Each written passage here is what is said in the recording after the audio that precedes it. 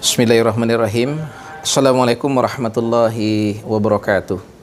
Muslimin dan mukminin yang mudah-mudahan kita selalu dirahmati Allah Subhanahu wa taala dan kita tetap istiqomah dengan Islam ini yang insyaallah sampai akhir hayat kita. Dalam sebuah hadis yang dianggap sebagian ulama sebagai hadis sahih, Allah mengatakan bahwa Allah tidak menyukai, tidak mencintai tiga perkara. Pertama adalah qila wa qala wa idha'aful mal wa qasatus su'al. Qila wa qala, menyia-nyiakan harta, dan yang ketiga adalah banyak bertanya. Ada istilah yang menarik dalam hadis ini, yaitu istilah qila wa qala. Menurut para ulama, qila wa qala itu adalah orang yang menyampaikan sesuatu, berita yang dia dapatkan, yang sumber dia mendapatkannya juga tidak jelas. Qila artinya adalah dikatakan. Jadi dia akan bilang kepada orang, katanya, kata sianu, kabarnya, konon kabarnya. Nah, kalimat-kalimat seperti ini itu menunjukkan bahwa berita itu belum jelas kebenarannya, siapa sumbernya juga belum jelas. Tapi dia belum jelas, tapi kemudian orang cenderung untuk menyampaikannya kemana-kemana.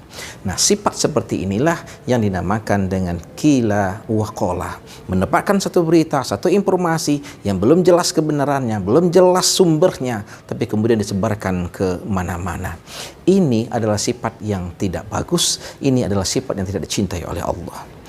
Qila wa qala ini pantas untuk kita renungkan, apalagi pada dunia kita sekarang ini di mana media massa begitu berkembang dengan sangat pesat dan berita bisa miliaran dalam sehari simpang siur, yang sayangnya tidak semua berita itu bisa kita buktikan kebenarannya.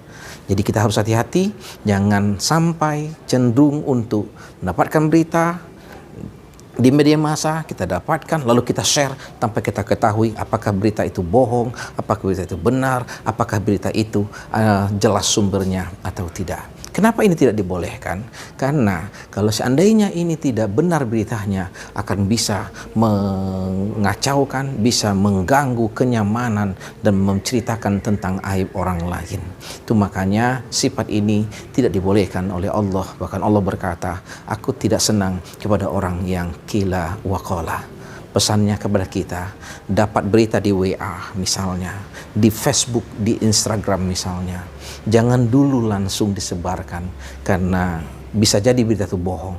Kalau itu bohong, berarti kita juga ikut menceritakan kebohongan. Kalau salah, lihat dulu, apakah kita punya kompetensi. Cerita tentang corona ini misalnya, begitu banyak bersebaran, ini obatnya, begini cara mengatasinya, atau ini sini kena. Camkan. Pertama, jawab dulu pertanyaan, apakah kita punya ilmu tentang masalah itu? Apakah kita seorang dokter? Apakah kita pernah membaca buku tentang kesehatan? Apakah kita mengetahui apa itu corona? Kalau kita tidak tahu, berarti kita tidak punya otoritas untuk berbicara masalah itu. Yang kedua, apakah sumbernya itu jelas? Kalau cuma didapatkan dari sumber-sumber yang tidak jelas, mendingan itu tidak di-share, diamkan saja, karena kalau salah berarti kita juga ikut untuk menyebarkan sebuah kesalahan, dan itu merupakan salah satu dosa.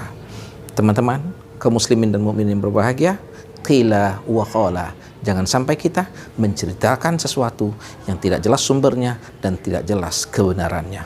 Wassalamualaikum warahmatullahi wabarakatuh.